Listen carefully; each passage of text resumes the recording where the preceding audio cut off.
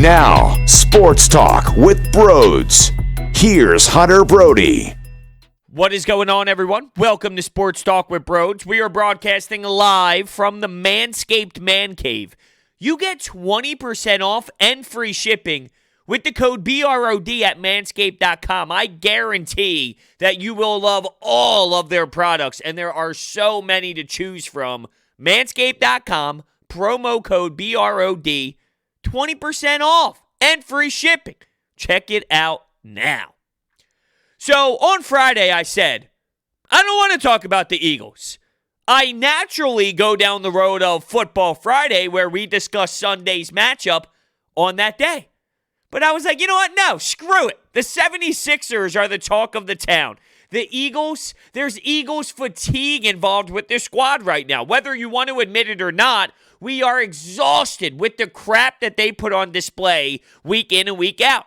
So screw it. I didn't even want to think about the Birds on Friday, knowing that I'm just pushing it back. It was inevitable. There's no way in hell I'm not going to discuss a matchup on Sunday. So I knew I was just pushing it back. Sadly, here we are today, and it's time to discuss this team that drives me crazy. And oh, by the way, I know a lot of people have reached out to me to this point about the Dwight Howard news. His name slipped my mind for a second. Obviously, we will dive into that topic eventually. There's more moves to be made, though, and since free agency just opened, I anticipate that Daryl Morey will get done what he needs to at some point, and when he does, we will talk about all of the moves as a package. So be aware, be patient. It will be out soon because I don't think it's going to take Daryl Morey too long to continue down this path of making this basketball team better. So until then, one of the conversations we're going to have, and I'm not happy about it, but it's the Philadelphia Eagles. I don't feel great about Sunday. I really don't. I can go through a million reasons why I think this team is going to fail. They're going to go into Cleveland where it's going to be terrible weather, and they're going to come back to Philadelphia with another loss. I can see billions of ways and billions of reasons why that can be a realistic outcome. With all that being said, I also feel that there's a way that since we all are counting them out, since we all feel there's no way in hell that they can turn the page, since we all look at Doug Pederson and claim that he has lost this team at the moment, they're going to win. Because that's what happens. Every single year since the Super Bowl, we have been put in a spot where we feel it's over, where they are under 500, halfway through the season, and you count them out and you say, there's no way in hell that they are going to make the postseason. There's no way in hell that they come together as a unit and start beating up on football teams. And yet every single year, it is the outcome. But if you want to look at logic, is that really a logical way to feel? You're basing it off of stats. I mean, you are. December Doug is a real thing. This team, as I stated, during the backstretch, whether they're 4-6, 5-7, boom, they go on a run. They go on a tear. So if you want to go with statistics, there is logic there, I guess. But it's also blind optimism. It's also, hey, they've just done it before. Somehow, some way, they're going to win. And we had Sal Paolantonio on the Sports Bash Friday. We always do, around 2:30, 3 o'clock, depending on the week. Sal Pal joins the show, and that's essentially what he said towards the end. We asked Sal, what do you think? And he said, look, somehow, some way, they're just going to do it. I can't tell you how. I don't know how it's going to go down. I don't know if it's going to be pretty or ugly. Somehow they leave Cleveland with a win in the victory column. And it does feel that way, but until I see it, the mentality for me is until I see them play better football, I won't believe it. Now, I don't think it's impossible. I feel they are a better team than this. Simply put, if the quarterback does play better, are they 3-5-1? So if Carson, even with Doug's game plan that I don't think is very strong, and you can argue if Doug Pederson does a way better job at what he's supposed to do, Carson plays better. If he rolls him out of the pocket more and that gives you 5 more completions, well, that could be a different ball game. And if Doug Pederson realizes that Miles Sanders can run the rock just as effective as Nick Chubb, just look at the yards per carry chunk, it is very possible. If Doug Pederson does that, well, that allows Carson Wentz to play better. It forces him to be put in a better situation that would ultimately lead to more success from the QB. So if you get that, this team plays better than what they are playing and how they are playing. They have better football in them. It's there. It starts with the head coach and the quarterback, and if you get that, sure, they can win. I don't feel that they are going to, but it is possible. Look, the Eagles are getting lucky. No Myles Garrett is huge. The Eagles lose J.J. Arcega-Whiteside from COVID-19, and some other individuals are put on the COVID-19 list as well, just due to tracking who they've been around and things of that nature. But losing J.J. Arcega-Whiteside, losing Myles Garrett, yeah, big difference. And I will say, though, what is embarrassing, and it relates to what I saw some Sixers fans do towards Anna Horford, which is Al Horford's sister. A lot of people on Twitter thought it was funny to mock J.J. Arcega-Whiteside for getting COVID-19, or they were wishing it was Carson Wentz because he's been playing so poorly. Can we be better than that? I mean, seriously? You're that pathetic? You're that much of a joke? Come on. We can all rip both of these individuals for their play on the field, but when it comes down to this, but I guess there are people out there that feel that, a certain way about everything that's going on, so I'll just leave it at that for what it is. I guess to a degree, it's not very shocking that there are stupid people out there in this world, and sadly, they're not going anywhere. So, anyway, back to some football conversation. Where was I? I got totally sidetracked about stupid people and Anna Horford. Let's see if we can backtrack this live as we go. So we went from Anna Horford, and I'm thinking about Miles Sanders, Doug Pederson, better game plan. Yes, they can have a better game plan and play better. We'll roll from here. Here we go. I do think there is... Oh, Myles Garrett. That's where we were. I got there. Somehow, some way, just like Sal Pal said the Eagles would do, somehow, some way, I found a way to manage to get back on track after that debacle. All right, here we go. When you think about no Myles Garrett, he does damage. He is lethal. He's a stud. And knowing how this offensive line has played throughout the full season, that's been one of the weakest spots for this squad, which is so weird. We are not used to that. We are not accustomed to that as a city. We've been so spoiled with offensive line play. You are now seeing what majority of the league deals with. We've mocked the Giants for years about their offensive line. We look around the league at Minnesota, teams that are having their quarterback run around like a crazy individual. Russell Wilson, now he's so nasty he can make up for it, but how many times has he been running for his damn life because the offensive line play is so poor?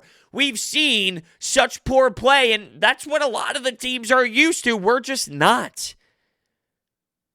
To be fair, they've been extremely banged up, and when you get to Opeta and Brown, that's natural. No one has a roster that can make up for that many injuries. This could arguably be the best offensive line you're going to get for this team right now. I think we said that last week, and then Isaac didn't end up playing, and Herbig had that weird finger injury, whatever happened. It was like we had no information, and then boom, there was a bomb dropped on us. Oh, Nate Herbig's not going. Excuse me? And Opeta's playing. Oh, it was terrible at times.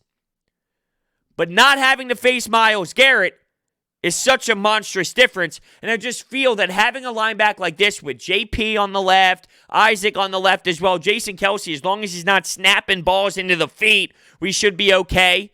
Herbig, right guard, Lane Johnson, right tackle, you have something there. And I feel, not so much in the passing game, but in the run game, that can be a difference maker. Doug needs to realize we got to run the football. We have to run the ball. Miles Sanders should be getting way more carries than he's getting. It's that simple. I'm watching these backs run all over teams all over the league, yet Miles Sanders can do it, but he doesn't get the workload that he deserves. And I just feel when your quarterback is playing so poorly, here is an opportunity for the kid to take over the game. He can. He can outperform Chubb.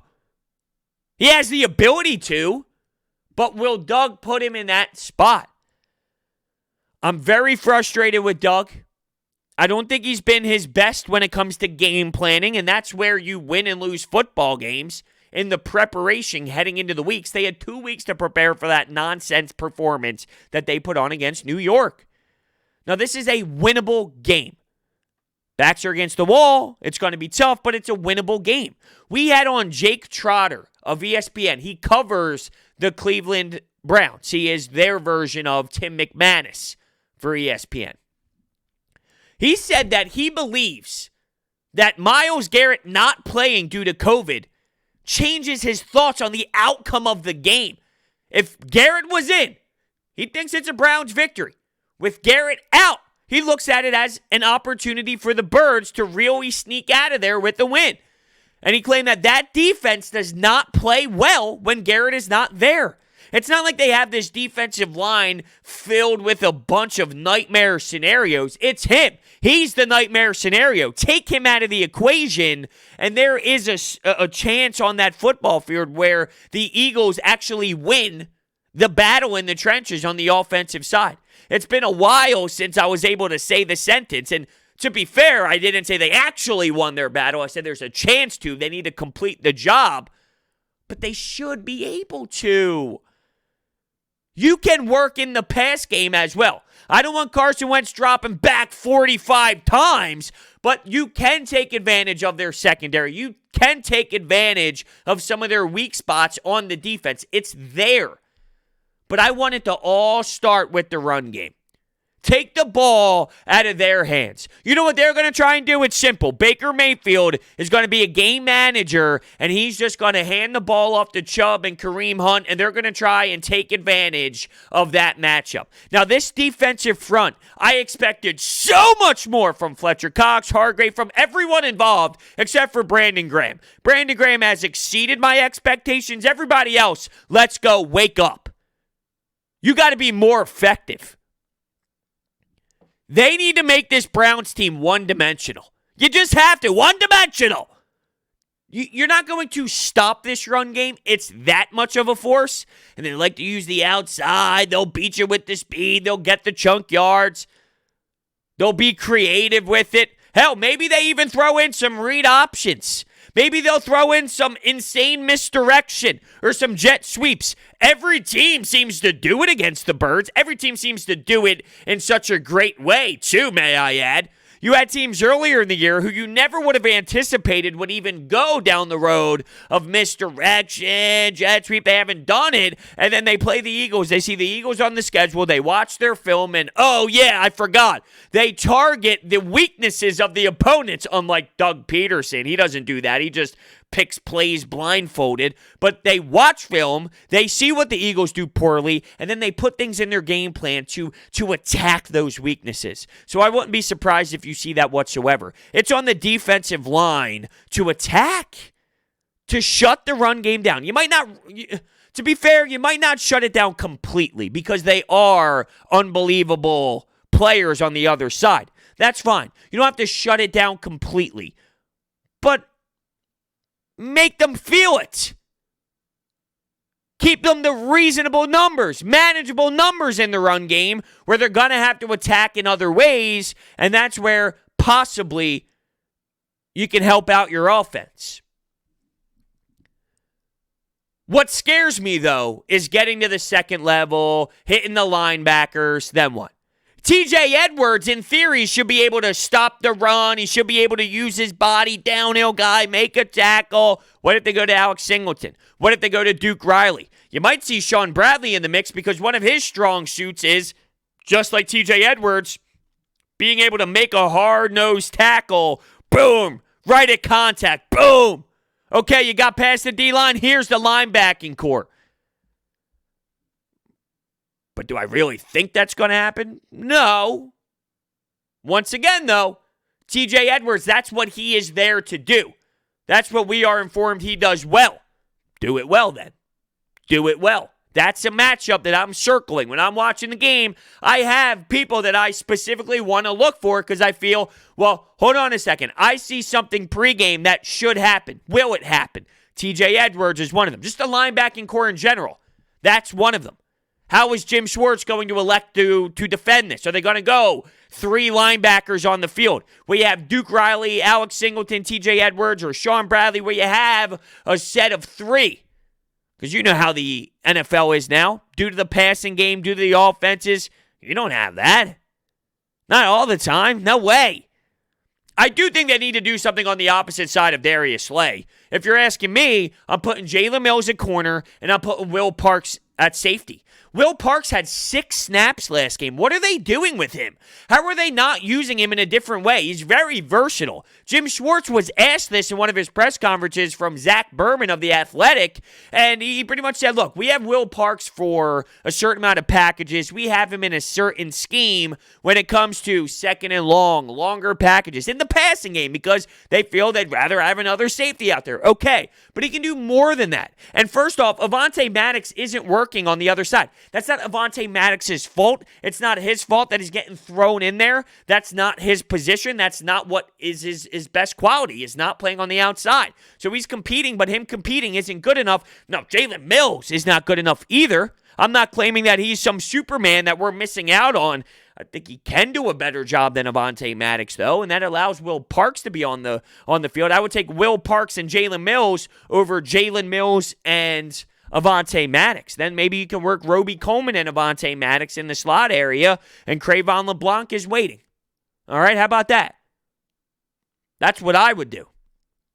But it starts defensively this week and every week with Jim Schwartz's scheme, but I know how heavy they want to use Nick Chubb and Kareem Hunt. Defensive front. You've been underwhelming. Hargrave, you've been paid a lot of money. Can we see more?